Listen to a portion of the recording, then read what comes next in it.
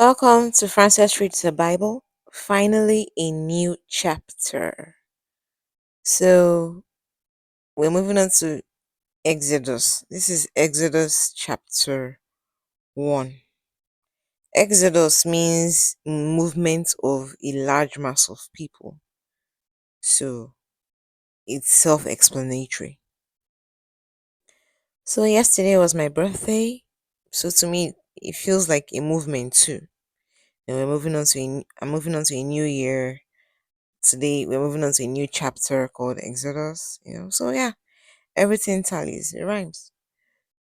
So the book of Exodus, you remember in Genesis there was a chapter I didn't do. That's Genesis chapter 50.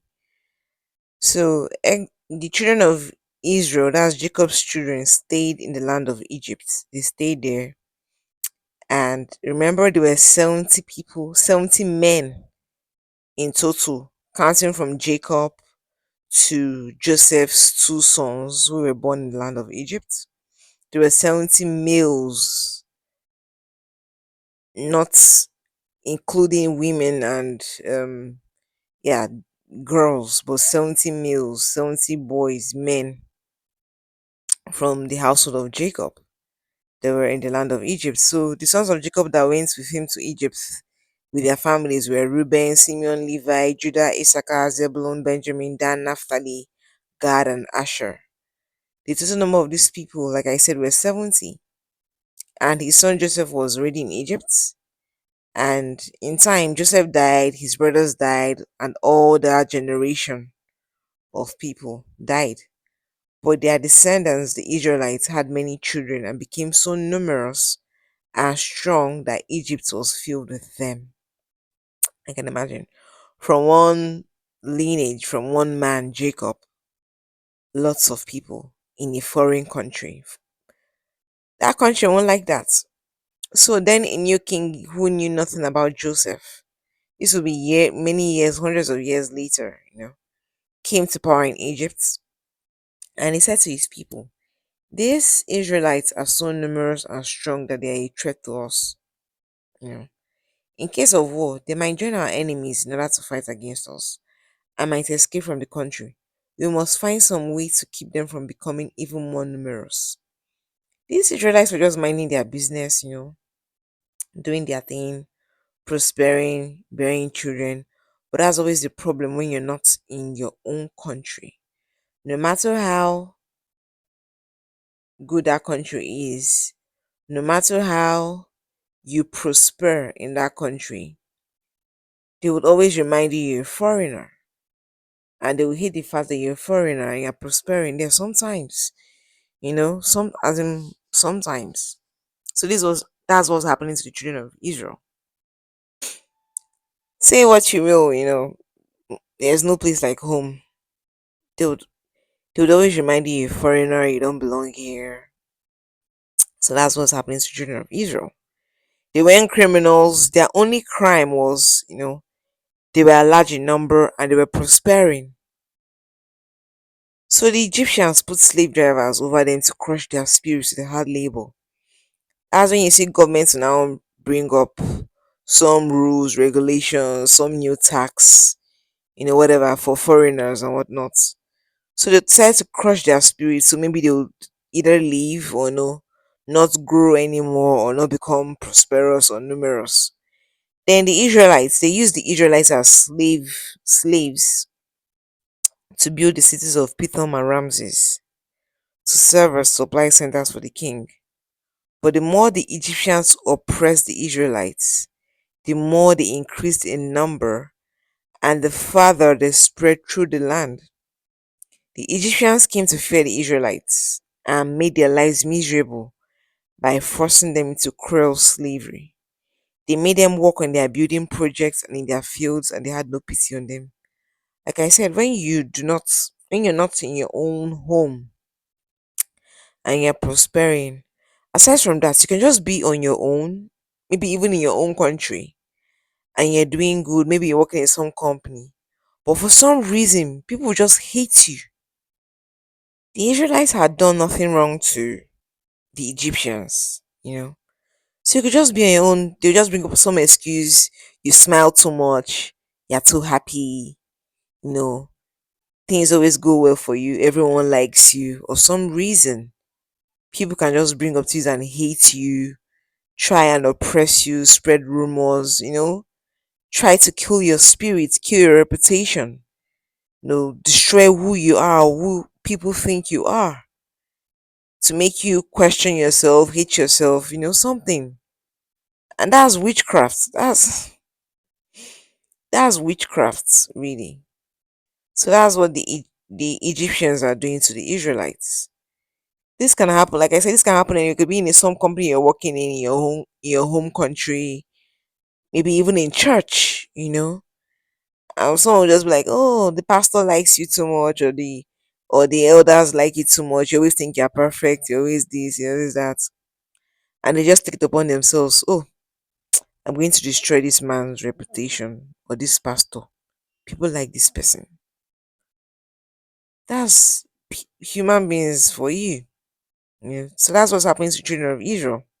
Because they're numerous and prosperous, they decided to kill their spirits and make them slaves and show them cruelty.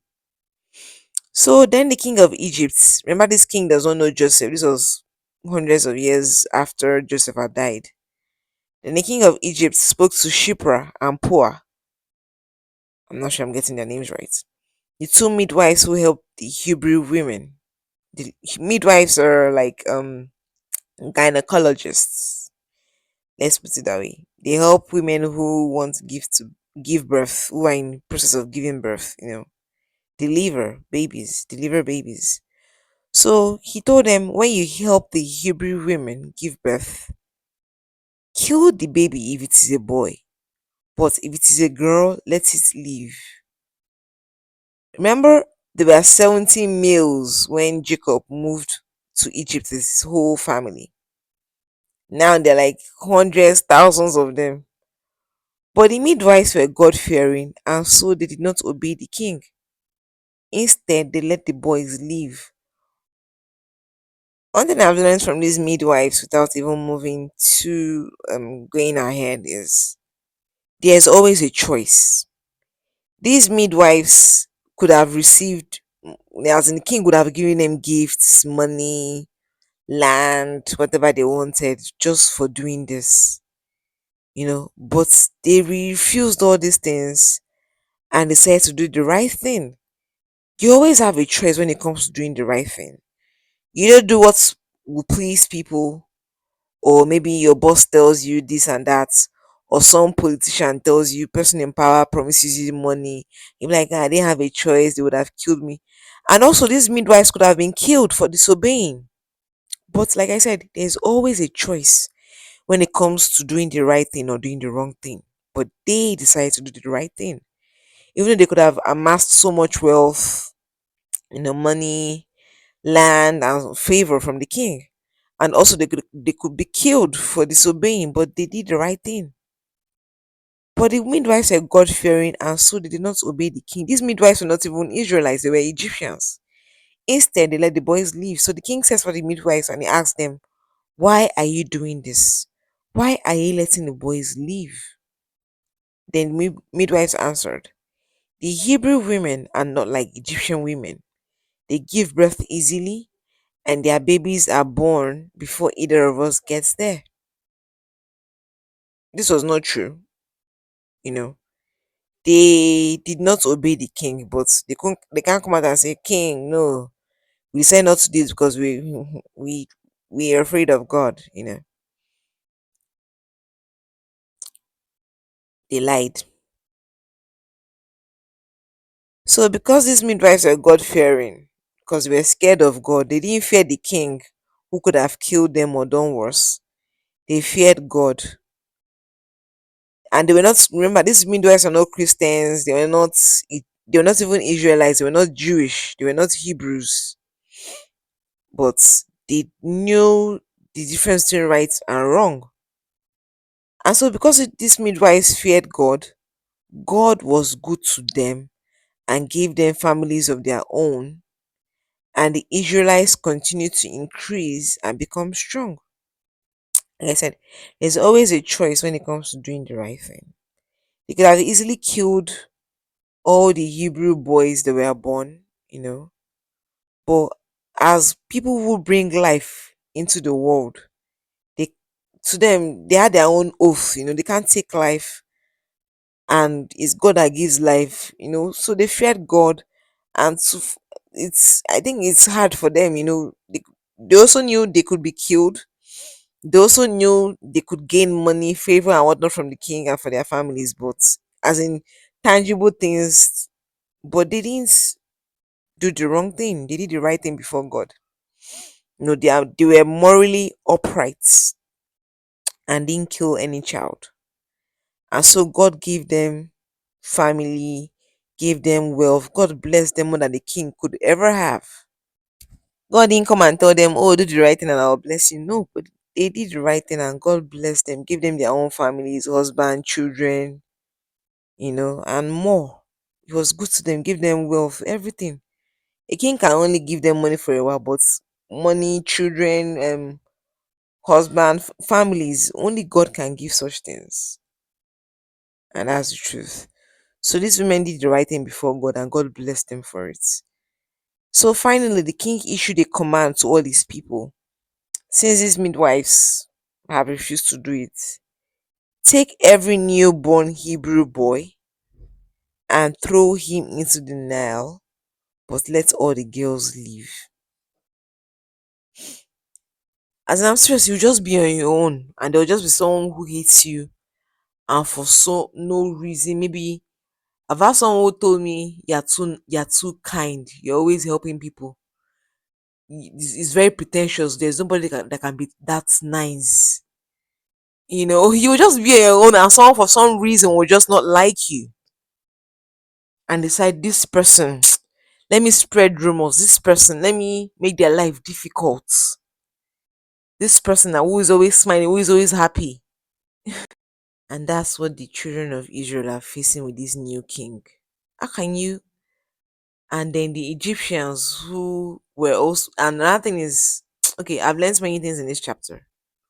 One, no matter who you are, no matter how good you are of a person, there's always someone who might not like you and who will take it. It might even be a close friend you will not know, take it upon themselves to destroy your reputation, to make life difficult for you. And then when it comes to doing the right thing, there's always a choice.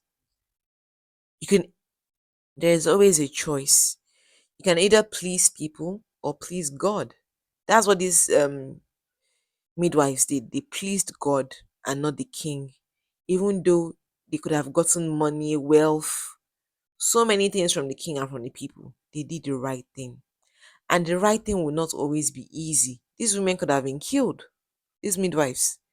Right thing is not always easy. And look at the things they could have gained from the king. Even death. And they still did the right thing. Right thing is not always easy, but always do right before God. And God, in His own way and in His own time, will bless you for doing right, which was what happened to these midwives. Do the right thing before God, and God blessed them abundantly. So, do the right thing no matter what before God, not people.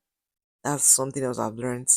And then, even if people hate you or try to make life difficult for you, always do right before God, and God will prosper you. He will protect you. That's what happened to the Israelites. Even though they were being hated, turned into slaves, and so much more, they prospered. They became so uncountable. You know. As always, I'm not a pastor or anything. I'm just a Christian reading her Bible and sharing it and hoping it encourages you, to also take a look at your Bible, and read or maybe listen or hear. Maybe it blesses you somehow. And as always, my name is Francis Okiki, and this is Francis Reads a Bible. God bless you and goodbye.